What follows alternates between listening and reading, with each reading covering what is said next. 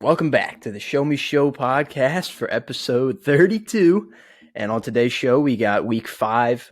I think it's week 5. Yeah, week 5 recap and the wild card weekend recap, as long as we're bringing back a segment for the first time in a few weeks. So without further ado, we don't have the intro again, so let's get into it. The week 5 recap. Yep, week 5. All right, we start off in the Mile High City where the Booty Bowl took place. This game was atrocious to watch on the eyes in a primetime slate, and neither team scored a touchdown the entire game, including overtime. Despite the Broncos' best efforts, their red zone offense was once again stagnant, including drives that ended in a Super Bowl 49 flashback and Russell Wilson missing a wide-open KJ Hamler for the win in overtime. Colts take the win 12-9 despite not scoring a tutty. To England we head as the Lunder once again was dead. The Packers were the one and only team to never play abroad, and in their first game they put up a stinker. And the Giants had a huge second half from Saquon, Danny Jones, and company to lead New York Football Giants to a 27-22 win over the Packers and a 4-1 record. Wow. Now to the real England, and Foxborough, Massachusetts is where we head, where the New England Patriots and the Bill Belichick where the New England Patriots and Bill Belichick absolutely obliterated Jared Goff and the Lions. Detroit headed into this game as the number 1 offense in football and proceeded to put up a giant goose egg. Ramondre Stevenson carried the offense for the Pats, and Bailey did just enough to have Patriots fans saying, "If you're Zappy and you know it, clap your hands. If you're Zappy and you know it, clap your hands. If you're Zappy and you know it, then your face will surely show it. If you're Zappy and you know it, clap your hands." Patriots win 29-0. And some more AFC East action as we go to New York, and the Jets welcomed the AFC East leading Dolphins and then sent them on their way out of first place with a blowout win. Spready Bridgewater went down early, and that was all that Zach Wilson and Breece Hall needed, as they both put up 200 yards total to lead the Jets to a 40-17 win, and the Jets are suddenly now a wild card team? Huh?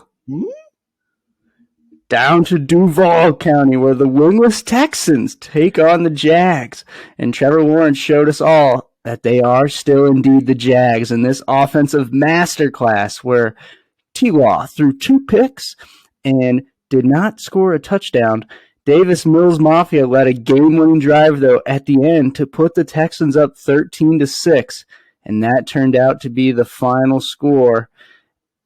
And the Texans get their first true victory of the season, and Lovie Smith gets his first win as a Texan.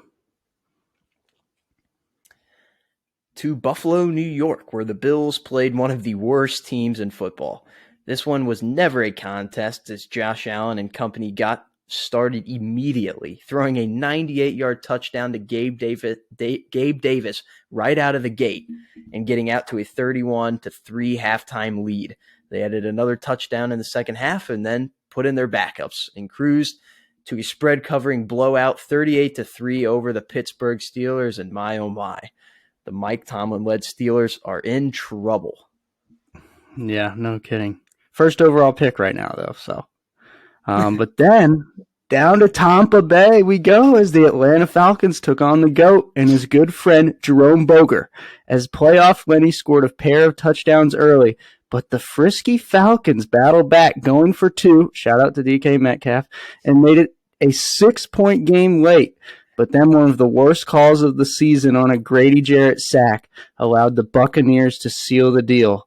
The Fighting Arthur Smiths take another one on the chin, and the Buccaneers win 21-15. Now we head to Believe Land, where the Chargers found themselves down early to the Brissett-led Browns team. But it very quickly became the battle of the running backs, as both Eckler and Chubb ran for well over 100 yards. The Chargers quickly fought back, as the Browns defense could not stop a soul. Even though both teams tried to lose this game multiple times, it eventually came down to Cade Yorkie, who was unable to channel his inner dog, and it was the Chargers who somehow escaped the dog pound, 30-28. Next, we head to Minneapolis, where the Bears were hoping to steal one from the big Werewolves of London of last weekend, but it was Captain Kirk Cousins who stole the show early, going 17 for 17 in his first 17 passes and getting out to an early lead. But the Bears quickly came out from hibernation as the little cubby himself, Bustin Fields, completed a whopping 15 passes and got the Bears back into the game. But it was the carelessness of Amir Smith-Marsetti who let the tiny Cam Dantzler himself steal the ball from him and take the game for the Vikings. Skol wins 29-22. Down to the Big Easy, where it was the king of the Taysom Hill showed all day long as he scored 4 touchdowns on the Seahawks defense, doing so in a touching tribute to our nation's troops. 3 by ground, 1 by air, and 1 W by sea. But you better take note of how Geno Smith played, as he proved why you should never have written him off. The Saints still win and go marching, 39-32. Next, we had the beautiful Rowjohn, Maryland, where it was the coming out party for UNC legend De'Ami Brown as he snagged a pair of long touchdowns to keep the Commanders in this one. But it was all downhilliard from there as the Tits of Tennessee grabbed a lead in the third quarter and then stopped the game-winning drive attempt of Carson Wentz late as they picked him off and head back to Nashville happy with a 21-17 victory. To Charlotte in the city of Queens we go, as it was the James G-led 49ers taking on the lifeless Fighting Matt Rules for one last go around the sun. And the last run it was, as Baker looked horrible and the Panthers got smoked by the very handsome San Francisco 49ers, and ultimately led to the Matt Rule Swan song. Womp. 49ers win 37-15. Next, we head to the City of Angels, where it was Mr. 4-0 himself, Cooper Rush, taking on Cooper Kupp and the struggling Rams. And boy, do the Rams have some problems, only scoring 10 points at home against the Big D of Jerry Jones. Micah Parsons wreaked havoc all game as for the first time since the McVay era began, the Rams are under 500. Big D wins it 22-10. Next, we head to the desert, where it was Jalen Hurts so good, that dominant Eagles defense, taking on the Cardinals and Kyler Hillary Clinton and the gang of short kings. But unfortunately for Cliff Kingsbury and the Cardinals, it was double XP weekend on Call of Duty, and the Cardinals trailed early. It took a late fourth quarter push from the Cardinals to get back in the game, but ironically, Kyler came up just short on a 4th down play, allowing for a missed field goal. Things are buzzing in the city of brotherly love as the Eagles are 5-0, the last undefeated team in the NFL, and win this one over the Cardinals 20-17. Next, we head up to the Charm City for a thrilling Sunday night football affair between some old division rivals as the Bungles took on the Ratbirds. Per usual, the Ravens got out to a lead early, but it was the comeback kid himself who got the Bengals back in it as Joe Burrow scored a late touchdown to give his team the lead. But you left too much time on the clock for the GOAT, Zach, as Lamar was able to put a little drive together to give Justin Tucker a chance at a game-winning kick, and the system kicker himself got it done. Ravens win 19-17.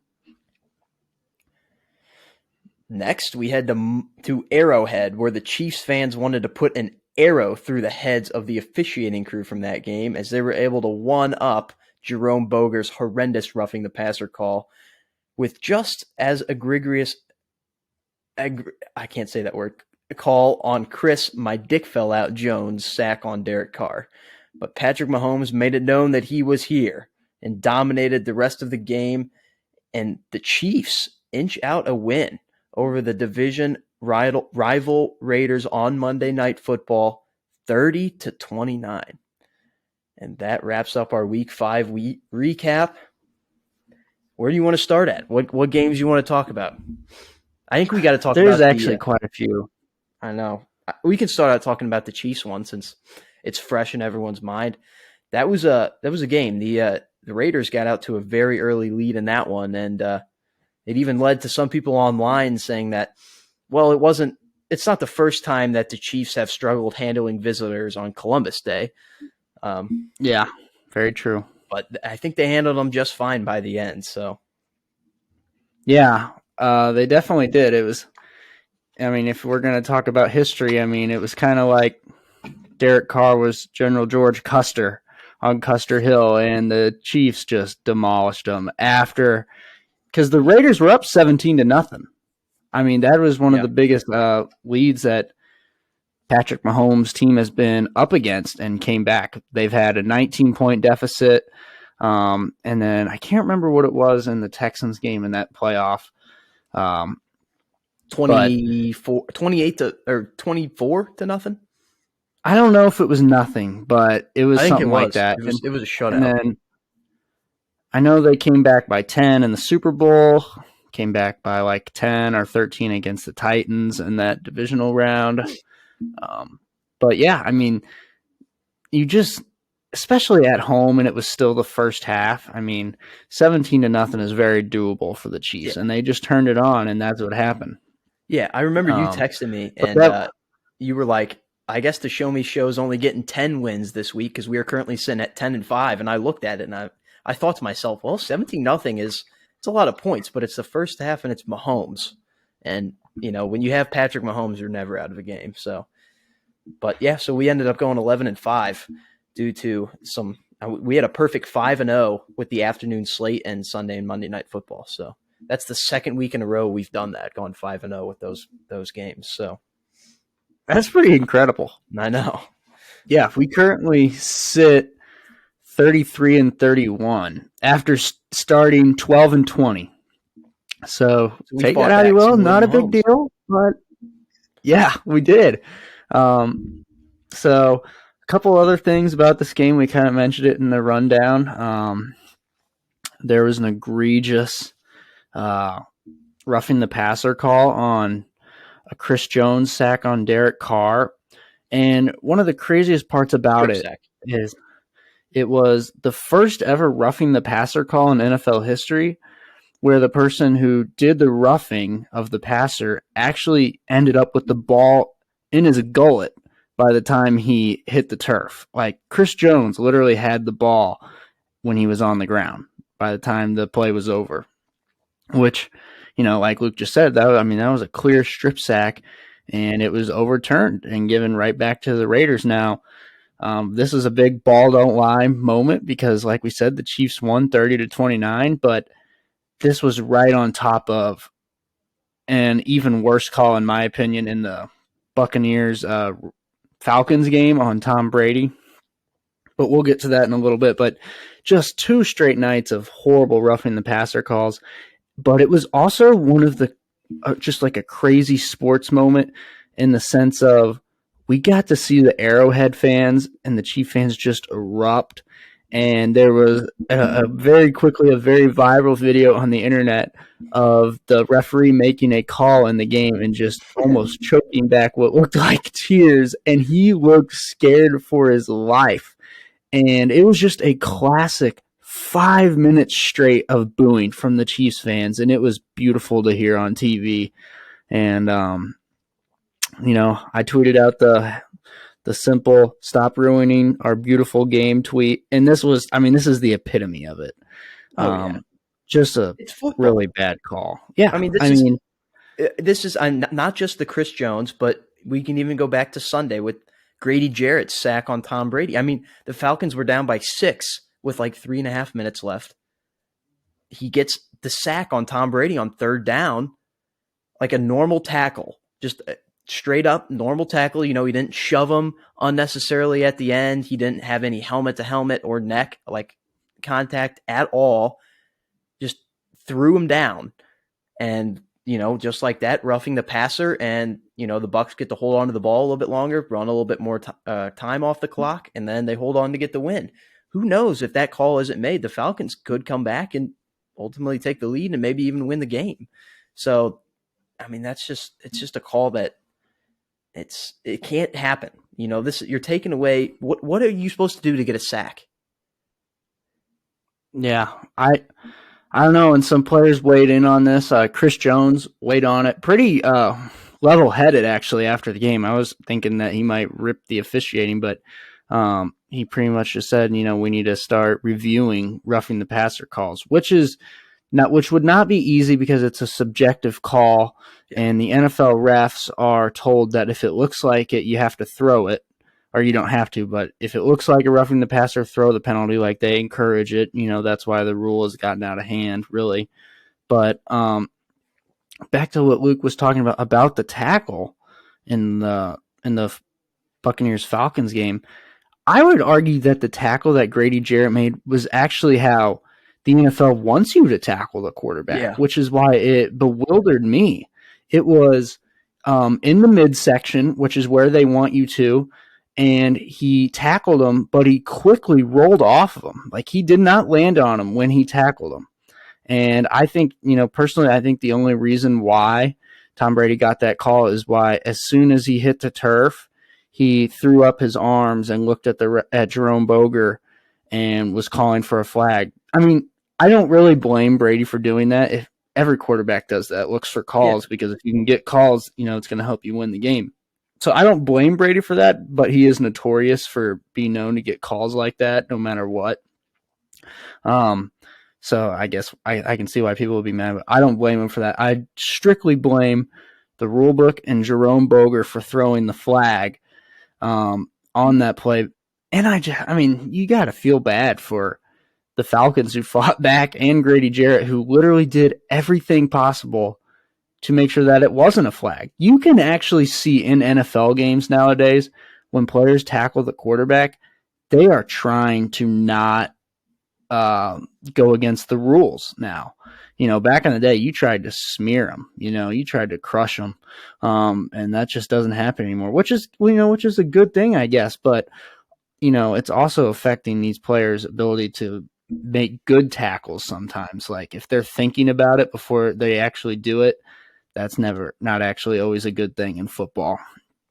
But yeah, just really bad call. Affected the Falcons' chance to win the game because, like Luke said, it was third down, and they ultimately did lose, and they fought back. And another reason why they really had a good chance to win that game is because the Buccaneers' offense was stagnant in the second half. They didn't do anything. It was all Falcons late.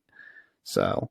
And then you also jumping back to the Raiders-Chiefs game, there was a clear by the rule book penalty of roughing the passer the way I can't remember who it was, threw Patrick Mahomes like a rag doll. And compared to the Tom Brady roughing the passer and the Derek Carr roughing the passer, the Mahomes one was the most roughing the passer of the three, and they didn't even call it on him. So and even that one is not a true roughing the passer. That Mahomes one that you're talking about, though, that was just a football play. That shouldn't have been roughing the passer at all. Yeah, and it's not. In the good old days of football, none of those plays are roughing the passer in the even just a few years ago. But the game has evolved into trying to safeguard the quarterbacks. And personally, there were some takes out there by like Micah Parsons and stuff, who meets the quarterback in the backfield quite frequently as of late. Pretty much just saying, you either got to get them flags, make it 7-on-7, or just blow the whistle as soon as the defender even lays a hand on them.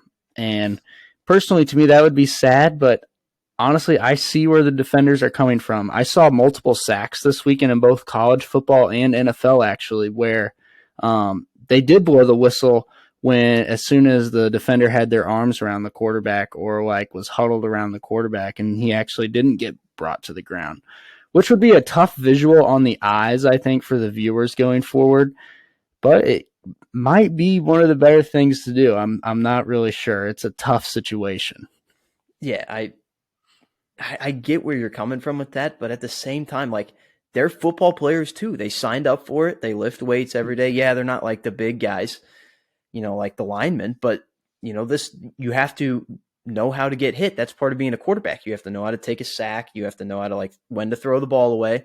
And to me, it's just wild that these roughing the passer calls are being called on sacks. Like usually you see them like after the quarterback throws the ball like away out of bounds, and then somebody just comes up and just like pushes them over for no reason, roughing the passer. Or if they like lunge at their head or something, like a helmet to helmet hit with the quarterback on a sack, that's a roughing the passer. And I understand that the NFL and college football, for that matter, is trying to protect quarterbacks because that's the star position. That's where that's what everyone comes to see is the quarterback. And so you have to show them a little bit more, protection. You have to give them a little bit more protection by rule because they are going to be smaller compared to these big defensive linemen and linebackers that are coming at them. But at the same time, they have to get hit. They're football players too. And how do you think it feels like whenever these defensive linemen and offensive linemen, they're pushing against each other the whole game, fighting hard. Who knows what kind of injuries they're sustaining just, in the trenches like that. And then when they finally do their job, they beat the offensive lineman, they get to the quarterback and they get the sack, nice clean sack, like Grady Jarrett, for instance, had no contact with the head, didn't like throw him down, toss him like a rag doll or anything like that, does his job. And then he gets a call for being too rough. That was probably the softest he'd been to a player all game. He's pushing these linemen with all that. To me is just wild. That's kind of a slap in the face to defensive linemen too. They work hard, probably harder than, most other players on the field, I would think. And, they're going at it the entirety of the game with, just back and forth, sustaining their own injuries. And then, when they finally do their job and are victorious, you just punish them for it. And that to me is what ruins the sport more than anything, because we can say it for selfish reasons like, oh, if it's two-hand touch, boo-hoo, it's going to look bad to the eye. That's a selfish thing to say, which, it's fine because I would agree with that. But just think about these like defensive linemen. They're putting their lives at risk. They're putting their health at risk every single play. And whenever they're not allowed to like make a play that they're supposed to, I just think that's a huge slap in the face to them. Yeah, well, first off, I want to get in front of the fact that I want to say that I'm completely on the football side of things, that I definitely think quarterbacks should still be getting hit. I just think that it's most reasonable what I was saying about going forward, if they are going to change the rules, that it's going to even go even further to protect the quarterback so that the defenders don't have to put themselves in the position to where of getting a penalty. But Yeah. I mean, hell, I ran the triple option, so I literally got hit almost every play or every third play playing quarterback, and so I mean, I think the quarterback should get hit. I mean, it's just like you said, it's a part of the game. You got to be able to stay in the pocket and take a hit and deliver on a throw. But quarterbacks really, now I'm not saying it's not at the point where they don't have to do that anymore, but that just looks like the direction that the game is going in. And so, I mean, they've got to figure it out.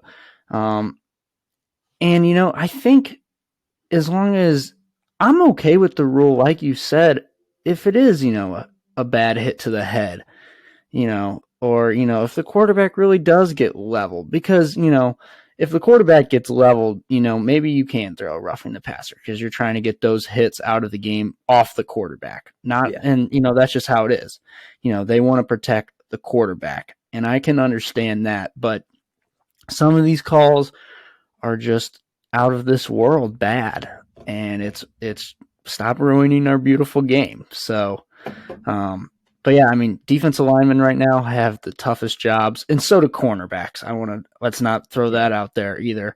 With the passing Cornerbacks have attempts. just as hard of a job in the NFL right now with the passing rules, and in college as well, but in the NFL especially. So, yeah, I mean, it's just really, it's a tough topic to talk about because we don't know what the solution is. but we all want the solution to just kind of be, the old way of football, Yeah. where these quarterbacks can get hit. But it And I seems think like that it's might be gone, sadly. yeah, I think it's partly on the NFL rule book, just the way that they've designed the rules slowly over the year, but also like who is the official or the officiating crew for Monday Night Football? Is it John Hussey, maybe or not? But I know in I thought his last name was Carley's, but oh, I don't I know can who look that it would up. be then. But Jerome Boger, he is one of the worst. Him and his crew are just one of the worst in the NFL. I think we can all agree on that. Yeah. It just seems like every time he's reffing a game, just something gets screwed up. And I literally he got kicked out of the playoffs last year because I don't even know if you remember that or not. I think it was the Bengals Ravens or Raiders game that he refed, and he did so bad that the NFL issued a statement saying that he's being sent home or something like that for the rest of the playoffs. Like that's how bad it was. So just keep that in mind too. That it's partly on the rule book, but also it's partly on the refs just being blind. So and I don't want to say it Yeah, because and that's a very tough job too. But at the same time, you got to be a little better. yeah, his last name, sorry, is Sheffers. So, Oh, and one thing that's funny about him is that Travis Kelsey had absolutely bashed that guy before after Carl Sheffers. I can't remember what game it was, but I mean, he's dropped like the F bomb multiple times in an interview after a game about Carl Sheffers. Um, so that was interesting that it was the same team, but I mean, yeah, I mean, like I said, it's a tough thing. It's hard on officials, but they're also being told that they need to throw the flag if they think it's roughing the passer. And the rule book is written right now to throw it a lot more frequently than needs to be thrown. And yeah, it's a tough situation for football right now. yeah, But let's that's let's for jump sure. to a different game just to get a Okay, little bit more a lighter subject here. How about we talk about Buffalo's dismantling of the Steelers for just a minute or two? I okay. mean, I turned this game on. It was noon. I had Red Zone on, and I had this game on for about until the first half was over, and I don't I don't really have a whole lot to say. I mean, it was just bad. I mean, it literally starts with the Steelers get pretty much, a good defensive drive going. They have them like on third and long on their own, like 2 yard line, 1.5 yard line. And Josh Allen just throws a rocket to Gabe 65 Davis, yards in who the was, air. yeah. And to top it all off, just to make Steelers fans feel even worse, Minka Fitzpatrick was in great, and I mean great coverage. In fact, he had his hands on the ball too, like it was in his hands too. But Gabe Davis just won the tug of war at the end towards the end zone, and obviously that's going to go to the receiver. So, I mean, that was just really deflating. And then he launched another one to Gabe Davis later on, who had kind of like a Randy Moss type stat line without the third touchdown. And then there was just no looking back. And what's his nuts? Kenny Pickett actually looked good in the first half, like solid. Like he didn't score a touchdown, but you weren't mad as a Steelers fan. I can say that. But in the second half, when they still continued to not score and the Bills backups were in and the offense couldn't do a damn thing. I mean, it's not, it doesn't help that our offensive coordinator is a terrorist. That doesn't help. It True. doesn't help that our offensive line is very bad. And Najee does not look good right now, which I don't blame him 100%. Although I will say, if you're a good running back, a truly good running back, you will make something out of nothing. Kind of like Saquon was able to do over the years a little bit, even though he got hurt a lot. Obviously, the GOAT of bad teams running back. Barry Sanders made something out of nothing all the time. Najee just, he's not able to make something out of nothing. He needs a half decent offensive line to do something. And the Steelers don't really have that right now. And then you're also playing with a rookie quarterback. So Yeah. Wouldn't we just just a lot of problems. when is it time to admit that the AFC North just kind of sucks? Like we came into this year Um, like thinking the AFC West is good, maybe the NFC West, and then the AFC North was like that third division. And now I think I they're a think bottom two. I don't think that. I think we honestly need to wait a couple more weeks. One, because I think we just got to give the Bengals more time.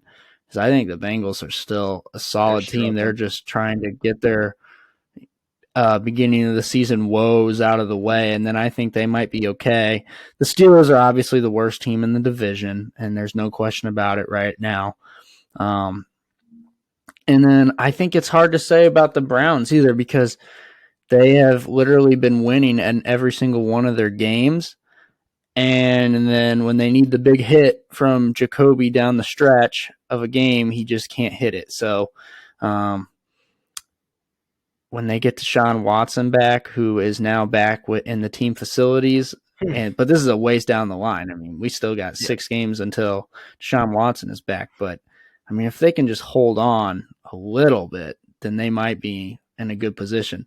And then the I think, Ravens are good, man. I have nothing to say about the Ravens except that they're a tough, good team. So yeah, I don't the think it's Ravens a are fine, bottom but two. I think that the Steelers are looking like one of the worst teams in the league. I mean, obviously, I think the Panthers probably beat them in that category, and maybe the Texans, but even the Texans have been kind of frisky. So the Steelers are maybe a bottom three team, at least out of the gate here. And then the Browns, which we'll talk about in a minute, they are bad. They're a bad Yeah. football team. Yeah. I can't say that they're bad. I just don't think Their they've defense, the only been good able to player on their finish team, games. Nick Chubb, is good. Their passing game, granted, it is a backup. It's Jacoby Brissett, not very good. Their offensive line, not very good. I mean, they're all right. They're mid. All right, they're mid. And then I the think their defense offensive looks line is really really bad. good. Huh? I think their offensive line is really good when they're healthy. I think it's one of the best in the NFL when they're healthy. But they're not healthy this year. That's the thing. I would agree with you with that they're one of the best. But I mean, their schedule, they're 2-3, and this is their schedule. They played the Panthers, the Jets, the Steelers, the Falcons, and the Chargers. That's a good Yeah. football team. You come out of that 4-1 or 3-2 at the very least. Like the two teams they've beaten are the Panthers and the Steelers, and they barely beat those teams. And those, we just got done talking, they're maybe the two worst teams in the league. And then they lost to teams like the Jets, the Zach Wilson-less Jets, and the Falcons and the Chargers. They're Yeah. bad. They kind of feel like a Lions team of last year, and I say that because they're collapsing in the middle of games. Like Yeah. they were up by a lot against the Chargers. Now, granted, a lot. I say that they were only up by like 14, but that's still a blown lead. But like I said, Cade Yorkie. I mean, they gave him a chance to win the game. He just missed it. So Yeah. there you go. You know that they're a field goal away in that game from winning. Against what was it, the Falcons? They were like a field goal away in that one too. And then I can't remember who else did you say they lost to? They lost to the Chargers, the Jets. Falcons, and the Jets. That was a The collapse. Jets, like I said, in all these games they were winning. That was the Jets. Another mental bad collapse by the Browns. So there are two bad collapses and a tough game in Atlanta away from having won all these games too. So that's why I can't say that they're bad. I will say that they're not good at closing football games out. That's Yeah. for sure.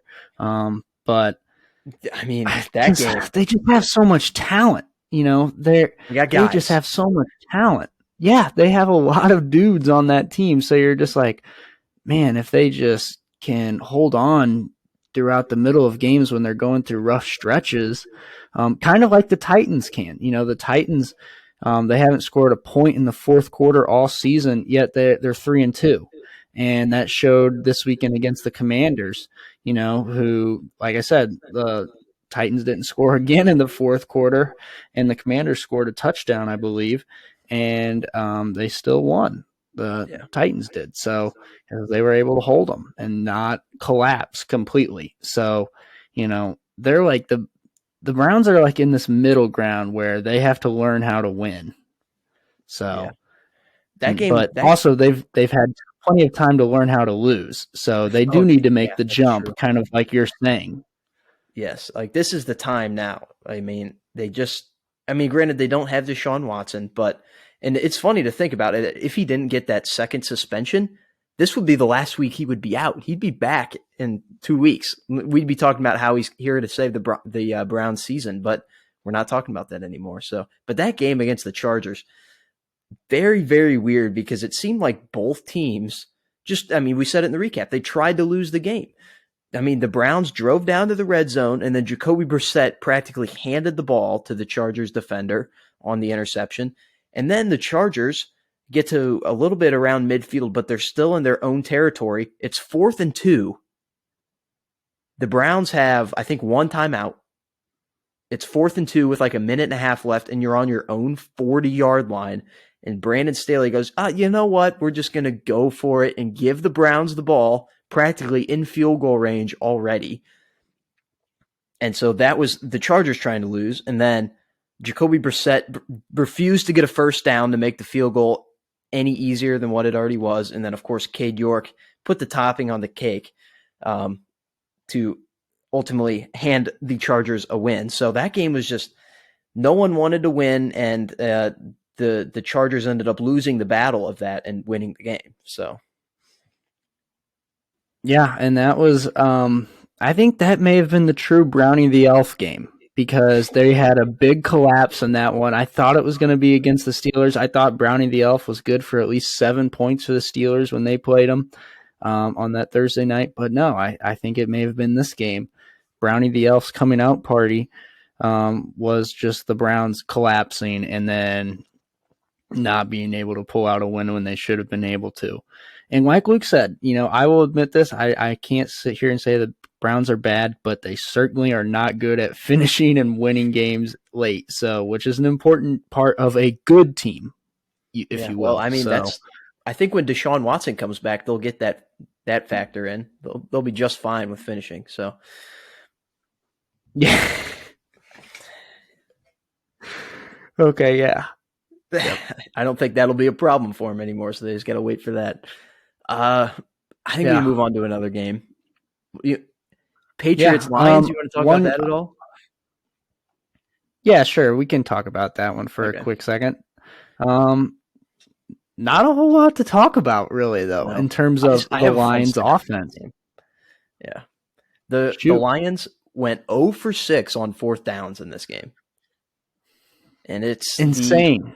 It's the most times going for it without getting it in a single game in 45 years. It's the first time a team's gone 0 for 6, 45 years on 4th down conversions.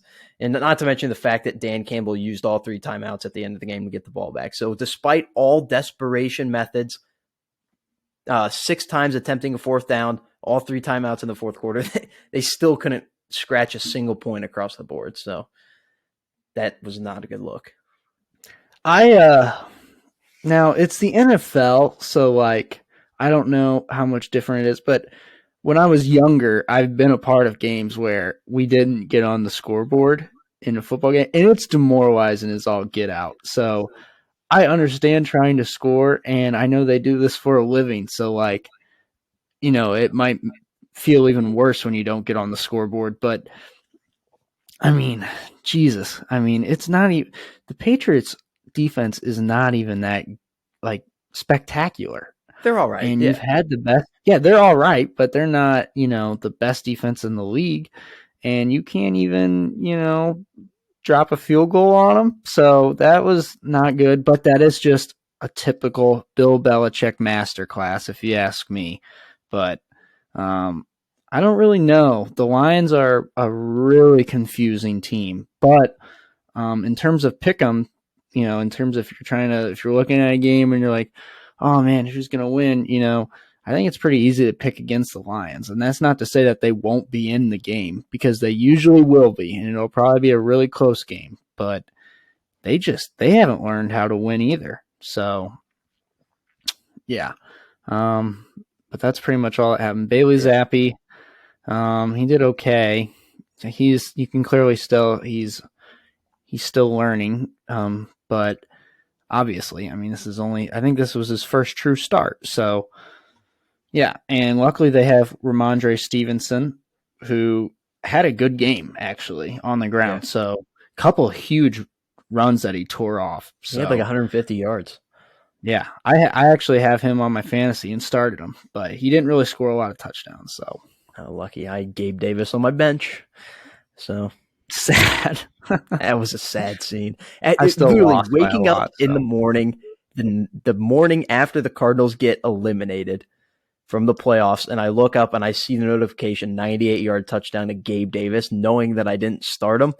I was just, yeah, that's my luck. But think about uh, that. That's all right. So 1 point for the catch, right? So there's 1 point. 9.8 points for receiving yards on one play. So you're at 10.8 points and 6 points for a touchdown. So what is that? That's a 16.8 9, point play. 16.8, yeah. That's crazy And to then he had wake like up to that. another big Yeah, play and later then in the game. of course So you had another. And we kind of forgot about it, but Devontae Adams had a very similar stat line to Gabe Davis. Actually, he had like 3 catches, 2 really long touchdowns that were just sick throws from Derek Carr. We forgot to mention that in that game. And we also forgot to mention that he is now having to facing a face an charge, assault charge, a misdemeanor. misdemeanor assault charge for Yeah. pushing a Monday Night Football freelance cameraman who is suing for a bunch of money. Apparently has a minor concussion, Yeah. Well, I which mean, that's got to be fake as shit, but to be fair whatever. for this, Devontae Adams, he should not have shoved the guy. But if you do watch it, the dude literally ran directly in front of him. Like I Yeah, think he like ran he was into like him and trying to bumped him, start it. and then Devontae Adams pushed Yeah, him. yeah. There's I like a don't think different camera angle that's like from behind Devontae Adams. I don't know if you saw it. That I saw clearly that too. shows the cameraman like bumps into him, and then Devontae Adams he does do a full on shove, but like the cameraman kind of like bumped into him first, Instigated it. not Yeah. justifying it, but And he like that's what sprinted to happened. get there. He like sprinted to get to it right in front of him, and then as soon as he gets like 2 feet in front of him, he just stops and puts the camera right in his face. So, I mean, Yeah, that doesn't give Devontae Adams the right to shove him down to the ground like that, but I could definitely see how he was annoyed, to say yeah. the least. Especially after the way the game ended, and the Yeah, loss. Not like we said, not justifying Devontae Adams' actions, but that's just we what happened. understand And it. then, yeah, I definitely understand it Yeah, for sure. I mean, Luke's played sports, I've played sports. We've both been a part of tough losses. I mean, sometimes you're just really upset after stuff like that. And I would have, the way that game ended, I would have been too. And one thing I saw a bunch of people, including our good friends, talking about how if this happened to you, yeah, you're gonna just bite the bullet and try to sue him as well and get as much money as you can from Devonta Adams because he has a lot of money. But also, I hate that too for the fact that Devonta Adams. I know he left your Packers. I don't know how you truly feel about him anymore, but he's actually a really good guy. yeah. And I feel bad for him because he immediately apologized once he got in the locker room. Like he didn't even really take that much time at all. He fired out an apology to the guy. Now, personally, I think one thing he should have done is just pick that reporter up right then and there and apologize to him right then and there. But I don't know. I'm sure that guy's going to Yeah. actually get some good money from him. Oh yeah, he will. That might have been his goal in it all too. We don't know. So to save a little bit of time, I think we can. I'm fine skipping the rest of the morning games except for the Saints and Seahawks, but the rest of them, I think we pretty much covered everything in the recap. Um, so you want to talk some Saints Seahawks, or that was a game that we picked the Yeah, I will Seahawks go ahead in. and talk about that game. We said that Yeah. the Saints had to show us something for them to get back, and guess what? If it flies, it dies. Saints tour continues. Taysom Hill saved that tour single-handedly almost. Taysom Hill had a huge game. I kind of forgot he existed. He's been really quiet to start this season, but he really broke out today. So I think he might be the solution. Of Andy Dalton. He's kind of old. He's kind of washed. He's kind of ginger. Taysom Hill he's good.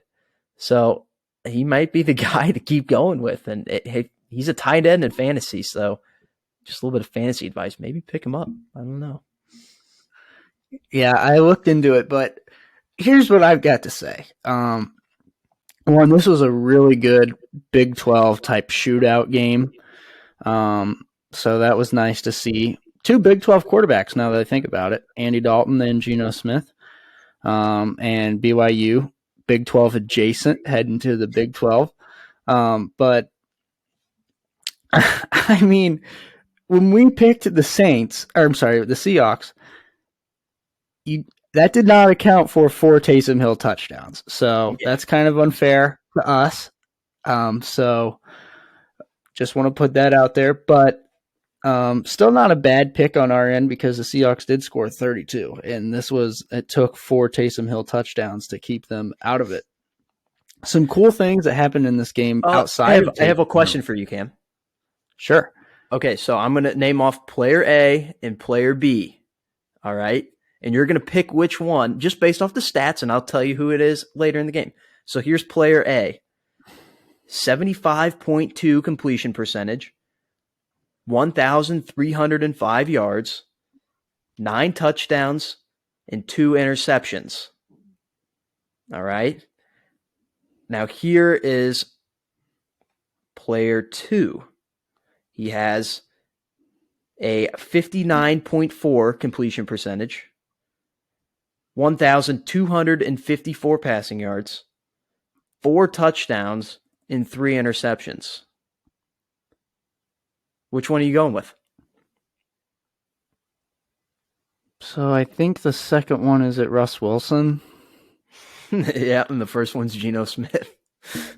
I'm taking Geno. I was just right before you asked me that question. I was just about to talk about Geno. We mentioned in the rundown, you should not have wrote off Geno Smith, and obviously he didn't write back, but he made some throws today that was like, those were the throws that he was making when I was a little kid at West Virginia. Like, seriously, those were the throws that he was making to Tavon Austin and company when he was, slinging it at West Virginia. I mean, some of the throws he made to Tyler Lockett, he actually did. Like, this was what Russell Wilson was famous for when he was a Seahawk, was dropping it in the bucket over defenders to Tyler Lockett, and Doug Baldwin and Jermaine Kearse when he was there, dropping it in the bucket over defenders. Geno Smith had one dropped in the bucket to Tyler Lockett over 3 defenders, like literally in a spot that's the only place the ball can be. Otherwise, it's batted down, picked off, whatever. Not a touchdown, that's for sure. And then he had a beautiful rollout pass to DK Metcalf for a touchdown as well. And Geno Smith just looks like one of those players that's just like, he must have progressed in all those years that he was a backup because he just looks great. Here's a question. Is it time to start talking about how maybe Russell Wilson might have been a system quarterback? You see the stats after he left. Holy fuck, is that gone? Okay, never mind. I thought Max Muncy just hit a shot, but it wasn't. It was foul. He just hit it off the wall. So no. But anyway, so Geno Smith, and Russell Wilson.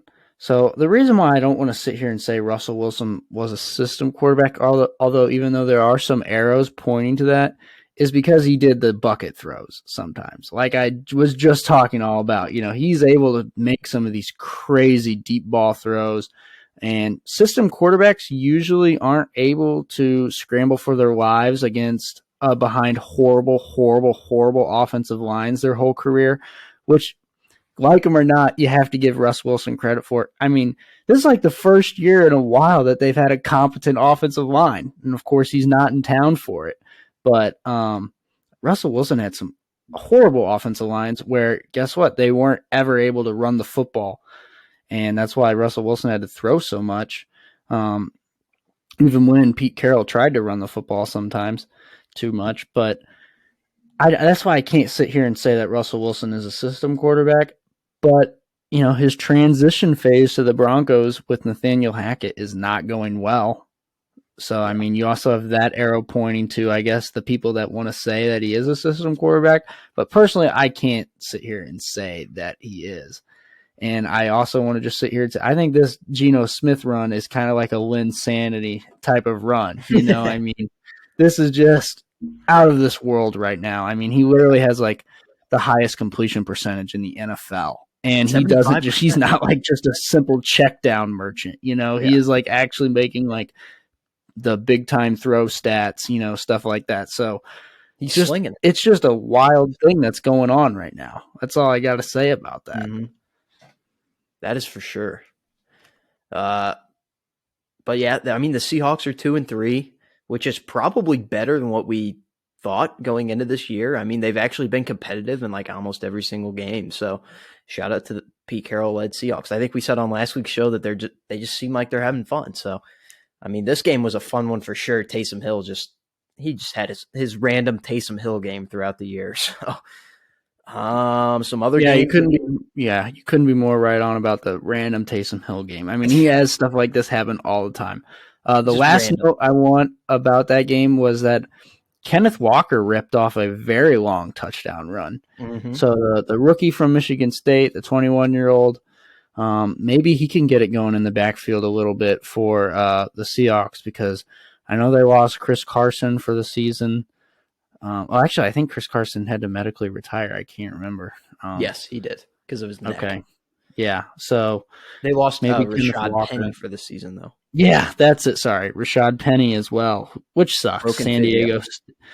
San Diego State legend. But um, yeah, that's pretty much all I got. Just if they can get their running game going, maybe they might be even better. Mm-hmm.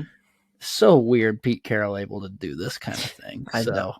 I respect the hell out of it for him, because he could have easily just retired. Mm-hmm. So And he's during one of this the only rebuilding coaches phase. to win a national championship and a Super Bowl. So shout out to Yep, him for that. exactly. Great football coach. And then we can move on to some of the afternoon games, which we went 3 for 3 on the afternoon games for the second consecutive week. Shout out to us. Which one do you want to talk about? Any of them? I think we can talk about the Cowboys maybe being for real. Yeah, But I kind of want to talk about that one, just for this pure fact that the Rams have some problems. yeah, And there's two big things in this game. One, the Rams have problems and they weren't able to stop Michael Parsons and the rest of that D-line for that matter. But two, as well, is the fact that Cooper Rush is 4-0 and or now 5-0 actually, and they might just let Dak sit for a while and fully heal up until Cooper Rush loses a game. And I don't blame them if they do that. You want to ride the that, hot hand, because wins in the that NFL are makes hard to perfect come sense. by. So And why rush a guy back? Why rush a guy if back you're from winning, injury if you have somebody who's out there doing a fine job? I mean, he's yeah. gonna get you enough to keep your season alive, and then when Dak is fully like 100% ready to go, then he'll come back and he'll be like refreshed for the stretch run and the playoffs. I think it's a great plan. Yeah, and this is will be one of the first times that Dak would be healthy for the stretch run if they do hold him out like another 2 weeks or something. So that would be big for them, honestly. And now let's not sit here and say that Cooper Rush was the reason why they won this game. He wasn't. I think he only completed like 10 or 11 passes, but like Luke said, he did enough, at least, kind of. And Tony Pollard had a huge run. Zeke had some good carries. But yeah, the Rams, their offensive line is all of a sudden abysmal. I mean, they lost a Hall of Famer and Andrew Whitworth, but and they can't really run the ball very well with Cam Akers and company. And Matthew Stafford doesn't really look at anybody else besides Cooper Kupp, Skoranek, and Higbee. And what do they all have in common, Luke? They're white. They're He's a all white. racist. I thought you were just going to say Cup for a second, but I heard a Booger McFarland quote this week, and it was He's like, Matthew Stafford's gotten to the point like where if we're playing a drinking game and it's like take a shot every time Matthew Stafford targets Cooper Kupp, we'd be drunk by the end of the first quarter. Like that's Yeah. how much he targets Cooper Kupp. It's insane. Now, I don't But fully blame him. I mean, he's good. in my opinion, he's the best wide receiver in the NFL right now. So he has another shot at the trip. He has another shot at the Triple Crown for the second straight year, which is Jerry Rice stuff. So I think he's like second in either yards or receptions right now, and it's probably yards if I had to assume because he gets a lot of receptions. So he gets a can't touchdown remember every which game. one it is, but yeah, I mean he is. If you're fantasy machine as well. So I don't blame him for that. And then but you got to score more than 10 points at home. And, whose house? Rams' house? Well, it wasn't the Rams' house. It was honestly the Cowboys' house. It was their home away from home, if you will. They have a big fan base on the West Coast. So that kind of makes sense. But also, you're also the home team. And your only touchdown, like I said, was the big play to Cooper Kupp. They had a big throw to Tutu Atwell earlier on in the game. Louisville legend, by the way. But I think that only came out to a field goal. So they're not really putting up points in the red zone very much. And they're not getting to the red zone enough. Yeah, I mean, like we said, Sean McVay, first time where he's under 500 during like the actual season. He's lost, I think, on opening night, I think one time. So I guess he would have been under 500 there, but that doesn't really count. He lost this year. Okay, yeah. So, but like we said, that's just 1 week, so that doesn't really count. And this is the first time that he's really counted some serious adversity, but outside of the year when they went like 9-7. But when you go 9-7, you're still a battling team. This team, I mean, they're lucky they get to play the Panthers this week. I don't know about you. I mean, they need something like that to get back on track, and they need to do it in a way where the offense is humming, because the offense is not humming right now. If you have another bland week where you only score like 13 points on offense, but you end up winning like 20-7 because your defense gets a touchdown or something. I mean, that's a victory, sure, and a win's a win in the NFL, but like I said, they just need to get their offense humming, because right now, their defense is doing all they can. But yeah, and it's still not great, but yeah, it's not enough.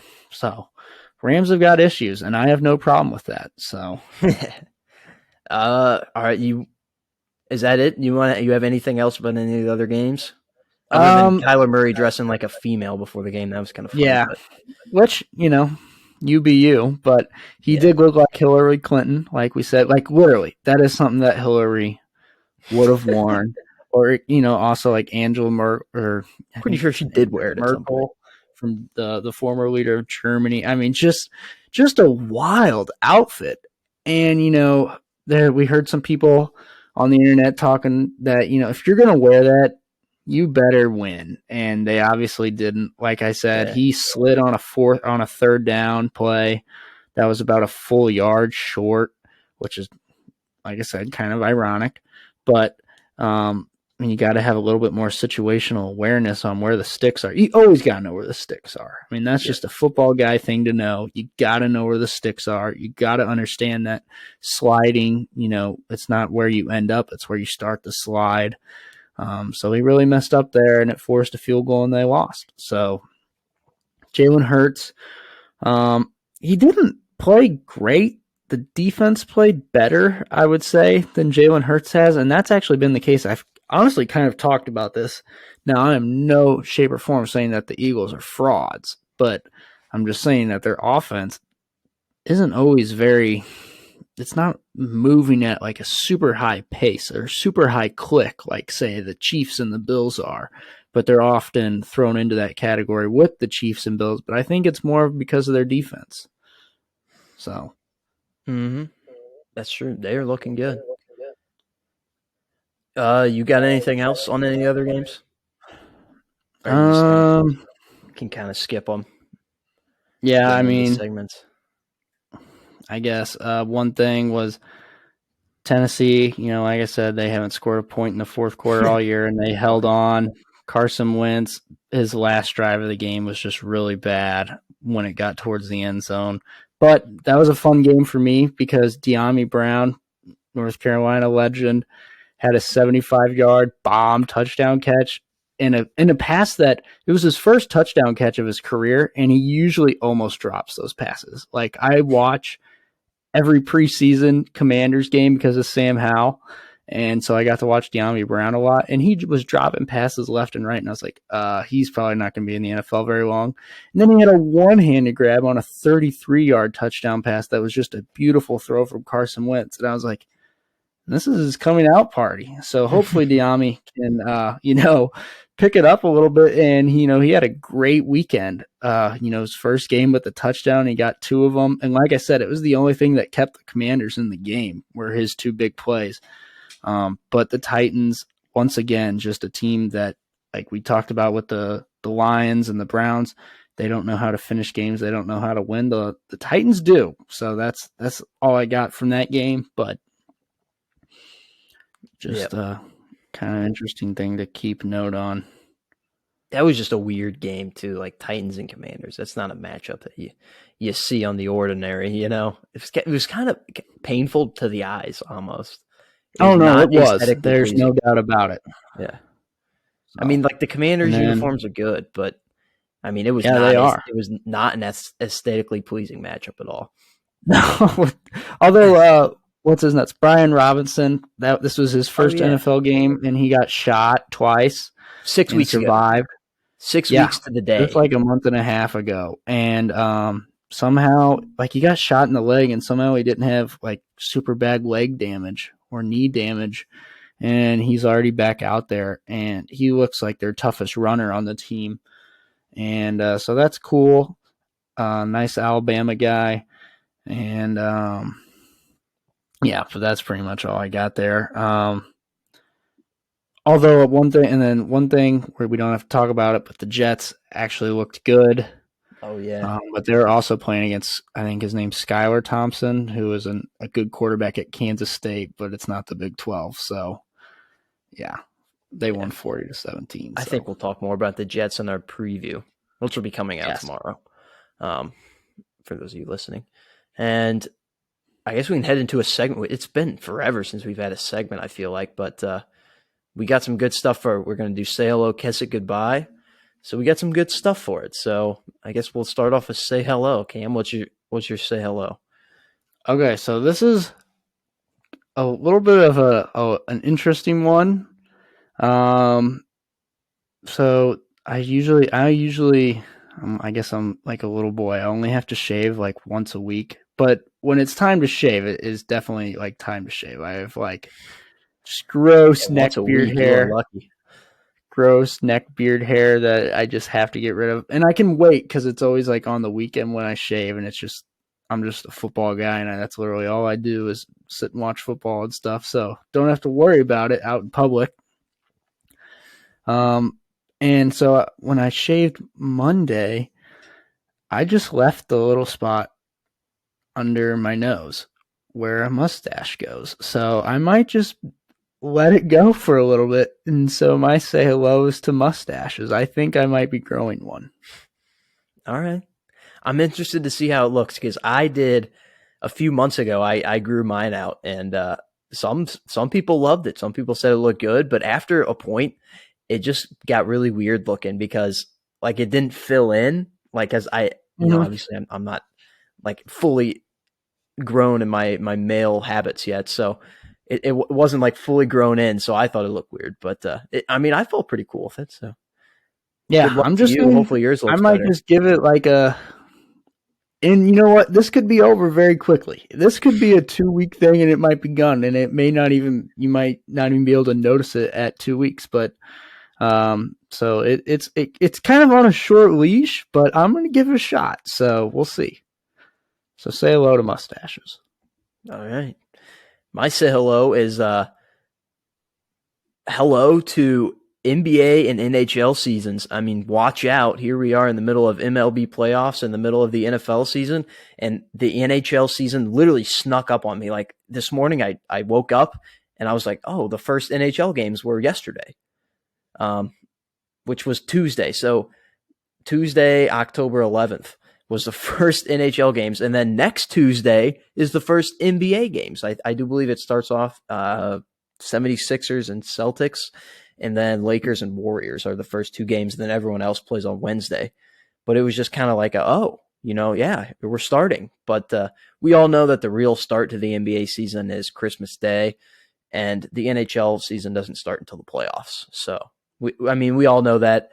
But I mean, the official season, if you're a basketball nerd or a hockey nerd, which I respect the hell out of hockey nerds, I'll tell you that. Because they are a different breed of people. They really are. Mostly it's Canadians, but there are some Americans that are like that. I can like a good hockey game. I'll turn on a Blues game. I can't really get into it because the NHL does a terrible job of marketing its sport. But anytime I turn it on and watch it, I have a good time. It's a very fun, thrilling sport. Very underrated, in my opinion. So for the people that are just out there that just love watching hockey, kind of like you love watching football and I love watching baseball, there's people out there that are like that for hockey. And, I respect it. But the Blues, they open their season on Saturday. We don't do much Blues talk on this podcast because we don't really watch, but it is important to mention, I feel like. So they start We Saturday. try to watch during the playoffs, but that's about it. I think they might be the last team to start, play their first game. So I think it's against Chicago, maybe Columbus. I don't know. Somebody with a C, and it's at home. So shout out to the Blues for getting started. And what's your kiss of goodbye? We'll talk about NBA starting after this, just for a quick moment. But my kiss of goodbye was, and we kind of already talked about this a little bit. I wasn't for sure if this was going to be in this episode or the next, but it's simply kissing goodbye, America. Due to the destruction of our beautiful game of football, we already talked about this with the quarterbacks and the roughing the passer, but it's not even just that. There's all these penalties sprinkled out.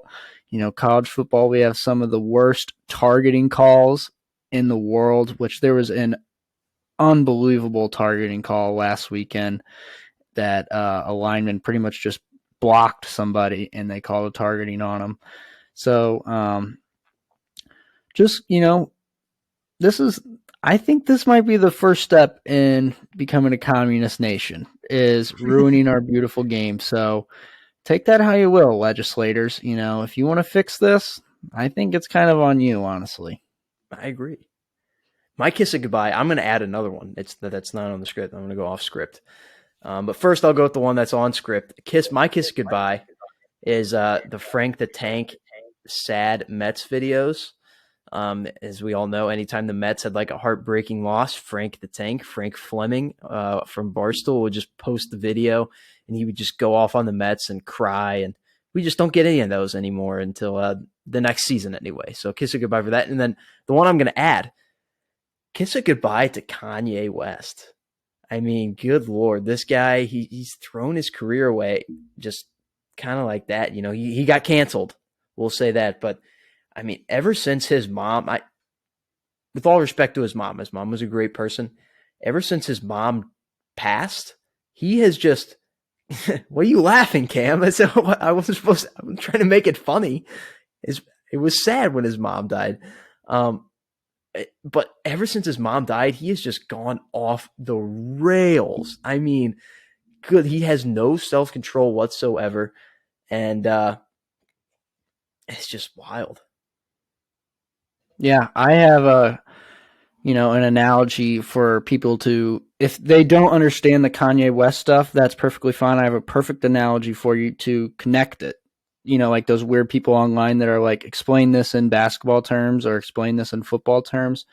If you want an analogy for football, it's that if you remember when Antonio Brown got hit by Vontaze Burfict, and he just became a changed person ever since. That's what happened to Kanye West when his mom died. So, yeah, I mean, also Kiss It Goodbye. I saw this just a few minutes before the show started.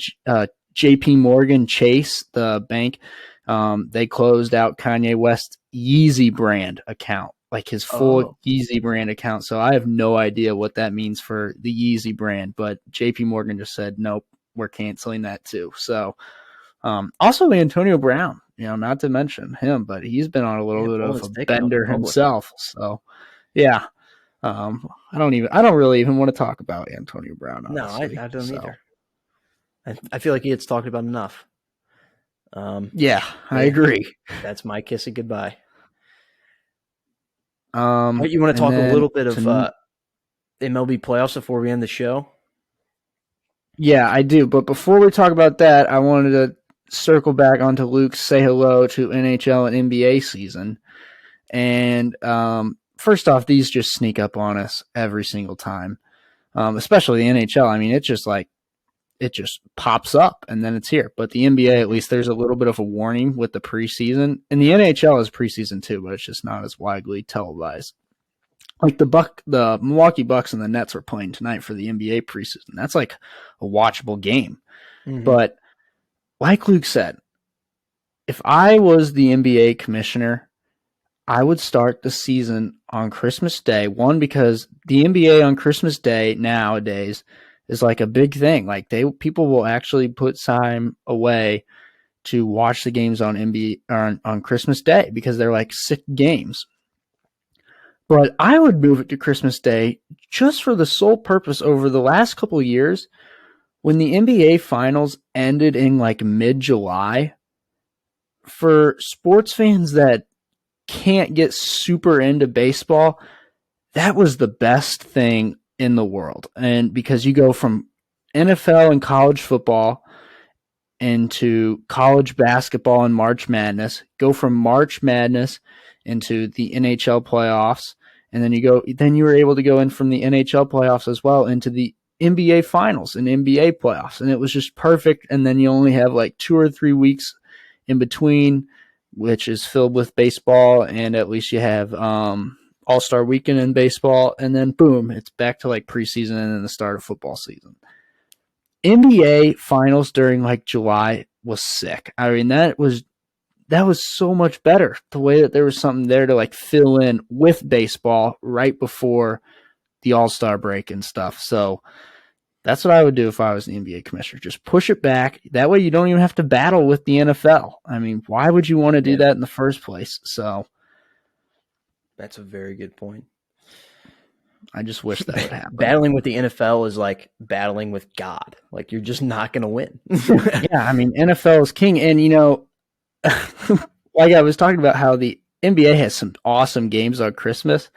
The NFL is starting to steal the show on Christmas nowadays. They Hmm. have Yep. started to put like 3 games on Christmas, just like a triple header. And I'll be honest, I have not been like the last year. I think there was a triple header on Christmas, and it was like the Packers and Browns and like somebody else.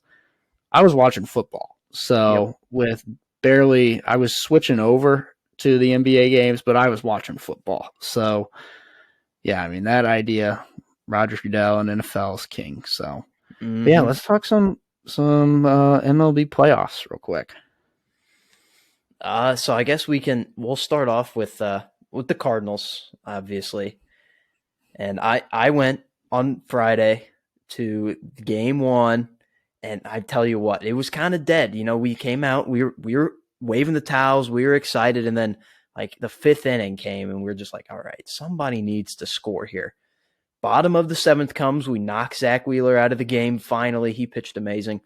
Juan Yepes pinch hits for Corey Dickerson and comes in, hits a bomb to left field to put the Cardinals up 2-0. We get a scoreless eighth inning out of Gallegos and Helsley. And then here it is, the ninth inning, up 2-0. Ryan Helsley comes in, gets the first out, a fly out to Newt Bar in center. We're like, we're all getting hype in the stadium. We're like, oh yeah, we're going to take game one. We're going to take the Zach Wheeler game. We are cooking. We're looking amazing right now. Then slowly, just JT Realmuto bloops in a single with 2 strikes. We're like, all right, it's fine. And then Bryce Harper has a great at bat and walks. And at this point, Helsley is losing his control, and everyone in the stadium is like on edge because we're like, Helsley is, and we could all see into the bullpen, and there is not a soul warming up. Not a soul. I mean, I think maybe Jack Flaherty like started like, doing the bands or something at that point, but that was it. And then obviously Helsley walked another guy, Nick Castellanos, and then he absolutely, he drilled Alec Boehm right in the shoulder to get a run in. And at that point, Palante just kind of got thrown. He had like maybe 3 warm-up pitches in the bullpen before he got put in the game. And so just horrible management by Ali Marmol. And then, Gene Segura gets the hit, and just everyone in the stadium. I saw some guy, he was in the section below where we were sitting, and he just had this cup full of beer. And whenever Gene Segura got that single, he literally just slammed it, threw it to the ground. That's how mad it was. I saw multiple people just toss their rally towels through the air. Like the stadium energy just died. I mean, everyone was standing on their feet, and after that hit, like everyone just like sat down or was just standing with their mouths open. We were in the front row, and I literally just hunched over the railing. I was in complete shock of what just happened. And then, obviously a lot of hits and a lot of walks later, and some weird bad defensive plays by Tommy Edman and Nolan Arenado, and a weird read by Goldie. Just like that, the Phillies are up 6-2 and fans are leaving the stadium. But somehow, despite how bad that loss was, it's not.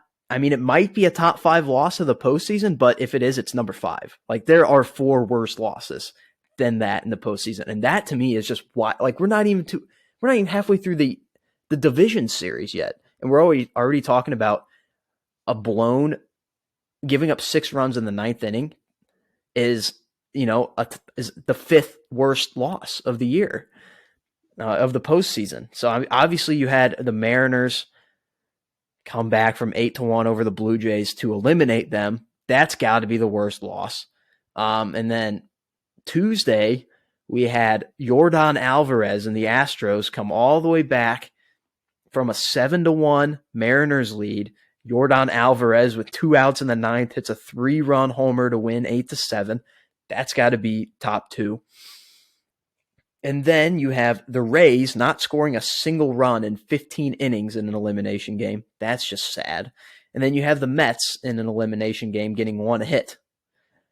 So the 6th, that loss doesn't look so bad right now. And then obviously, the Cardinals just went out in sad fashion on Saturday night. Aaron Nola just dominated us. Goldie and Nato, as I've been saying all year, they can't perform under the lights. But yeah, that's my baseball talk. It's been fun so far. The wild card weekend was amazing. We had some shockers. I mean, the Guardians swept. I don't think anyone saw that. Obviously, the Phillies swept as well, and then the Mets lost, which was funny. And the Joe Musgrove thing, with him checking him, his ears were shiny though, so I don't blame him. But I mean, it was a great wild card weekend, and despite the Cardinals losing, I think it was rare Manfred W from to initiate this new format is way better. Mm-hmm. It reminds me of the old NFL format, which was good. I enjoyed that format. And I enjoy the new NFL format as well. Super Wild Card Weekend has changed my life. So, yeah. But I remember when the NFL changed their format, and I was like, "Are you serious? Not two teams don't get a bye. 2 teams deserve a bye. They work so hard." But now I'm just like, Super Wild Card Weekend, and it's like the same goes here because you get to watch teams play longer, I guess. Like it's not one and done. So you get to watch the really good teams play the other really good teams a little bit longer, which is way more fun. Obviously, the Cardinals games really kind of hurt. And I watched the first one a little bit. The second one I did not turn on till the 9th inning because that was a Sunday game and there was football Saturday. on, so I just didn't. Was it Saturday? Yeah. Thursday you guys went? Friday. No, Friday you guys went. Okay, I'm sorry. Yeah. It was 2 games. So yeah, college football was on and kind of ruled my day until the 9th inning. College And football kind of had a weak slate though this week. I will say that. it did. It kind of like there was no like super late games to like really turn my attention to. But you have to understand, I was in an all-out war with UNC and Miami, and then there was actually a good Texas A&M Alabama game that I was watching, and then after that, I watched the Cardinals for sure because that was the next. That was a. I mean, Cardinals they had like a little bit of life in the ninth inning, and then it just Eighth inning. died. Eighth inning, we had. I do believe it was Edmund walked, and then Albert followed that up with a single, and then we have runners on first and second. Albert, that was actually his last at bat, career at bat. He got a single down the wall. It should have been a double. We got screwed by the wall. Busch Stadium really screwed us this series. I will say that. The Busch Stadium dimensions and all that just really, really hurt the Cardinals in this series. Arenado had like 2 or 3 home runs. That would have been home runs in like 20 of the stadiums, but they weren't in Busch Stadium. So maybe it's time to reevaluate the stadium. But Albert had that, and then it was first and second, 1 out, with Goldschmidt and Arenado, probably the top 2 finishers in MVP this year, and they both strike out. Goldschmidt, it was just sad. I mean, I don't want to hate him. That was Saturday night. I hated them because they didn't show up when it mattered the most. But I just woke up the next morning just feeling sad because I love Paul Goldschmidt. You know, we share the same birthday. I liked him when he was on the Diamondbacks, and when he got traded here, I absolutely loved him. And he's just a really nice guy. And I really think he is a good competitor, but it was just sad because I don't want to hate those two because they're so good. So it was just more sad than anything. But well, you have to understand, I didn't have the game on during the 8th inning. I turned it on at the start of the 9th. So I watched them play defense. And then the part that I saw where the Cardinals had life again, so they had life for 2 straight innings. It was funny because, Luke, you always talk about this season is just going to come down to Corey Dickerson ending it on 2 outs. Corey Dickerson's going to come out. And in the 9th, Corey Dickerson actually got a hit. And that actually went along with Yachty, who was 0 for 3. And I was like, oh, my God.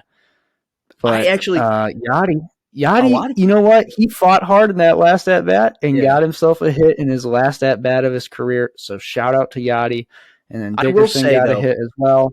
As soon as Dickerson got that hit, I mean, when he came up, I was like, holy shit, this is lining up perfect. Like, I literally called it Dickerson. Mm-hmm. No, it was. I was like, holy crap. I was like, no way. This, like, if I called that like a month ago. And I was like, if this actually lines up and he grounds out to the second baseman to end the season, I'm going to be like a prophet. But he got a base hit, so he proved me wrong. And then as soon as Yachty came up, I had a feeling. I was just like, there's no way that Yachty ends his season with an out. He's going to get a hit. And he ended it with the classic Yachty hit, the blooper to right field with 2 strikes. That's classic Yachty. That's the only way he gets hits nowadays. So shout out to him. That was a good moment for him getting, the hit in his final at bat, and then getting a pinch run. And then Tommy Edman, who actually might be one of the most clutch players on the team, in my opinion. Part of me was like, this dude could just rip a double. And then we tie the game up, and then he popped up in foul territory. That was sad to watch. Right out, yeah. And Sosa made the catch to make insult to injury. So yeah, that was. But it was funny because I think before that series we talked about how like when I was like I think I was 8 in 2011 when I watched the Phillies fans. They were just sitting in their seats all sad like when the Cardinals beat them in the wild card. But it was just the roles reversed this time around. Yep. And it was funny because I did text you when Corey Dickerson came up. I was like, holy crap, here we go. But then he got a hit, Yachty got a hit. And then it was just like, oh man, we got a little something here. And then, it just came crashing down. But for a moment there, there was a little bit of a spark. And the reason why I thought, maybe there was a chance for us was the rest of the playoffs was going kind of crazy, kind of like you said, there was crazy games going on all over the place. So I was like, okay, well, maybe this is our turn, but, it just ended. So yeah, I mean, historic Cardinal season in terms of, players leaving the game. Wainwright talked today about how he took a pitch off his knee on a comebacker. uh, on August 28th that hit his knee, and it like shortened his stride That's why he for was so pitching bad. towards the end of the season, Yeah. and that's why he was bad. So maybe he can come back and he'll be all right. But Yeah, because that I gave was me like, hope. if he wouldn't have said that, I would have just said, Wayno, I'd retire if I were you, Yeah. because you played really bad down the stretch, man, and you I don't might want to just hate want you to like I call it did quits. Yachty this year because you played bad. Exactly, Yep. and so, but if it's something that he thinks he can come back on, then I will definitely trust Wayno to come back and do well, as Jake Cronenworth just hit a solo shot. But um, Nice. I do have some yeah, stats though. Some Cardinals related stats. So Harrison Bader, fire away. in just one at bat, Harrison Bader passed every single Which was Cardinal. a sick home run. Yeah, he passed every single Cardinal except for Juan Yepez in postseason RBIs this year. So just a fun stat there. Um, and then let me get to some of the good ones. So the Cardinals in their last 10 postseason games, last 10, they're now 1-9 in those last 10 games. That's spanning over the 4 seasons. They have now scored 18 runs in those 9 losses. That averages 2 runs a game in all but one of the last 10 postseason games. And that stat also includes a 9-run performance in which they lost 11-9 to the Padres in 2020. So without that one game, that leaves an additional 8 losses out of the last 10 games that we've played in the postseason, where we've scored a total of 9 runs combined. That's just not going to get it done. 9 runs in 8 games. No wonder we lost all those 8 games. That is just simply, that's not going to get it done. And this is the same. This is literally 4 years. It just repeats. The Cardinals offense just not showing out. And in the last 8 seasons, the Cardinals have won 1 playoff series. That's including wild card games. Personally, They've advanced in the playoffs just 1 time in the last 8 seasons. So I we're in mean, a dull Cardinals moment here. we are, but the offense got better this year, and I don't know how you just because the weird playoff woes, like Luke was just going off on the stats there with the playoff losses and the playoff runs scored in those games. Those are very random, the way that they're not scoring at all in the playoffs. I don't know how you just fix that overnight, because obviously, it You takes a don't. full year to get to the playoffs. It's just this thing right now that the Cardinals are going through that you just hope doesn't turn into like a historic stretch of games over the next few years as we keep going in terms of not scoring runs in the playoffs. Because it's not something that you can just flip a switch on, but you don't really have an easy solution either. And that's obviously very cliche. That's very obvious, but that's just the facts. So, Yeah, no, I the don't think Cardinals anybody really struggled knows.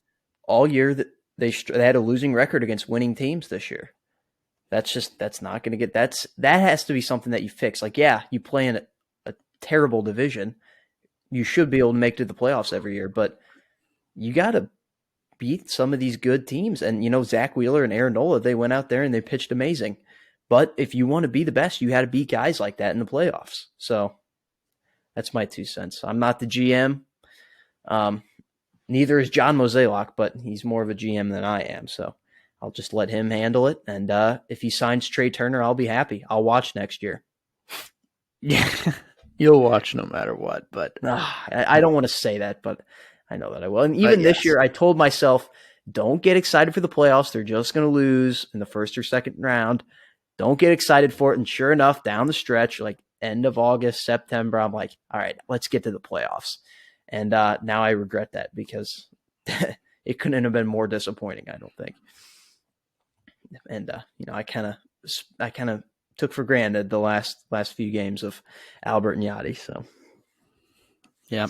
I guess that, unless you got anything else to say about the MLB playoffs, that's going to wrap up our show. No, I do think the series that I'm watching right now, game one of it at least, of Dodgers Padres, I think that's going to be a great series because it's a rivalry. They hate each other, although it seems the players are actually pretty friendly because a lot of superstars and superstars. It seems like in baseball tend to be pretty friendly towards each other, but um, that's why I like this series too. It's not just because it's a rivalry. It's a lot of guys that you can just look at them and you don't even have to see the back of their jersey to know who it is. It's like Yeah. actually guys that obviously with the Dodgers, but now with the Padres too. Nowadays with all their studs, it makes me sad. I think it would be nice to have Fernando Tatis in this series, but It would be obviously amazing. with the PED things, so that kind of sucks. That's my only down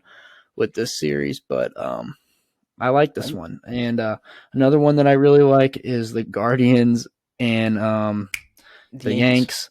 Uh, A I'm little bit of cheering bad for the blood. Yankees, but if the Guardians somehow win, I will be pulling for them the rest of the way if they somehow win. But right now, I'm definitely cheering for the Yankees.